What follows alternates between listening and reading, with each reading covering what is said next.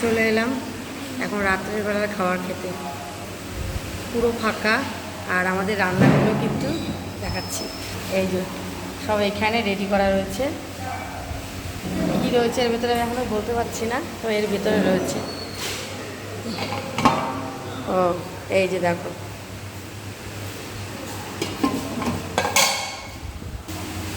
Chicken চাপ না chicken কষা, আমি ঠিক বুঝতে পারলাম না, পরে দেখছি। ঠিক আছে, চিকেন কষা না চিকেন চাপ রয়েছে গো? ও আচ্ছা, চিকেন কষার সাথে রাত্রে কি দিয়ে দেবে সেটা পরে দেখছি। মানে মেন জিনিসটা এখনও আসেনি, ওটা মনে এখনও চাপানো রয়েছে। চলো, শুয়েছিলাম এখন 10টা 15 না 20 বাজে। তো যেহেতু রাতে খেতে হবে তো চলে আসলাম।